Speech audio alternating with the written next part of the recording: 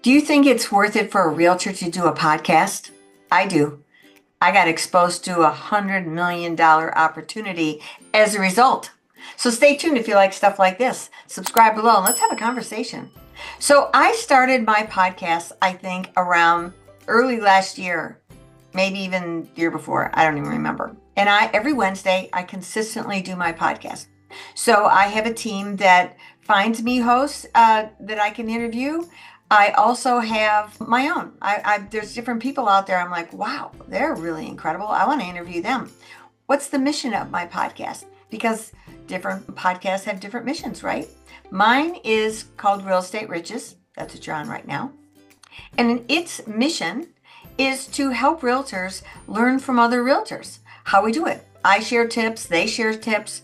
And my agenda is to find agents that have succeeded, not your part-time agents. I'm looking for the ones that really can give value for you and me to learn from, right?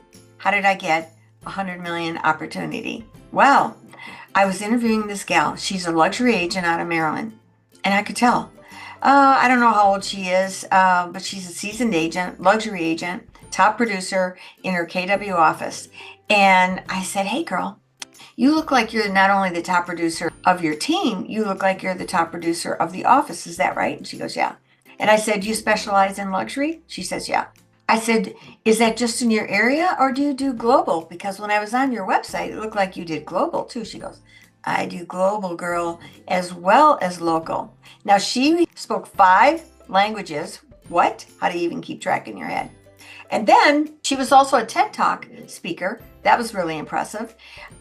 Raised in, what did she tell me? Raised in Bangladesh, went to school in London. That's where she learned English. So she's got a very diverse background. And where she's at in Maryland, it also has a diverse incoming population in there so that she helps them find a home that relates to where they're from. She makes them feel at home within their new home. Isn't that cool? I love that about her. So that's a little nugget right there. Do that for your clients. So before I actually push record on these videos, we have a little conversation where we get to know each other beforehand, which is great. So we were talking and I was asking her all those questions about her business and she's on a team and how she did the global and blah, blah, blah. And she says, Kath, I think you're somebody that I can share this with. She goes, I am part owner in a bank that does minimum $100 million loans for people who need to get that kind of money. Well, that's a pretty rare kind of bank. And it's based out of Irving, California. And they have huge investors with money that they call like dry powder, which I had never heard that term before. But that just means they got a ton of money and they'd like to invest it and get it working for itself. And so I said, wow, that's pretty amazing. She goes, yeah, just put it out there. You never know who you're going to run into who may be interested in something like that. And I thought, yeah, I'm going to tell everybody because she told me that I could make a commission by bringing her people like that. Well, that's intriguing too, because all I am doing there is being a connector. And it's a commercial loan, so it has nothing to do with my real estate license. I did double check with my attorney and my CPA to find out, is that okay to do? I don't want to jeopardize my license. And I said, yeah, you can do that. I said, great. So I start talking right away and I'm introducing it to a gal in Portugal that I knew who worked with developers. She was interested. I shared it with a friend of mine in Italy who was working with developers in many countries. He ended up putting me on a quick WhatsApp call to someone in India who's very interested in it. And on and on and on.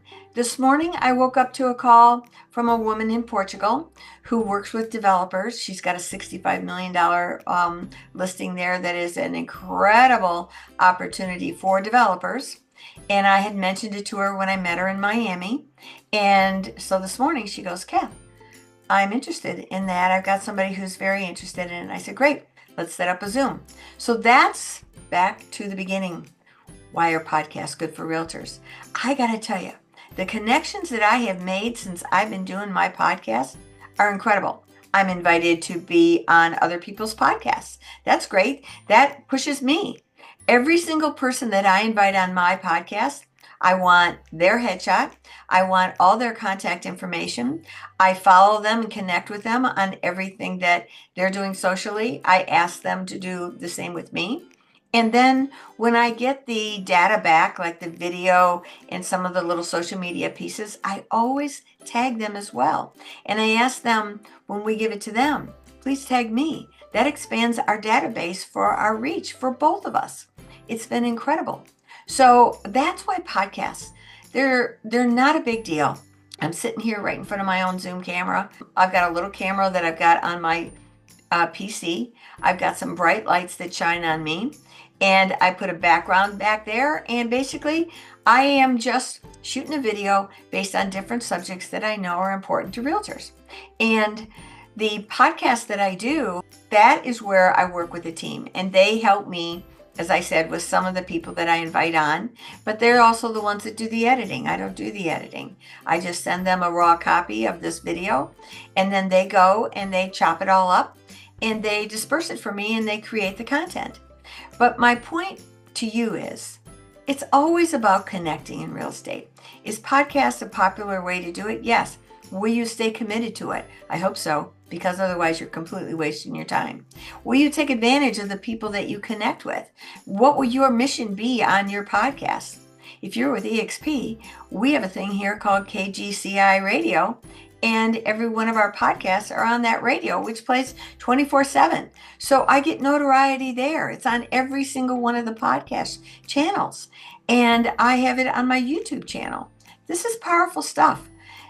I set up Wednesdays as my recording days.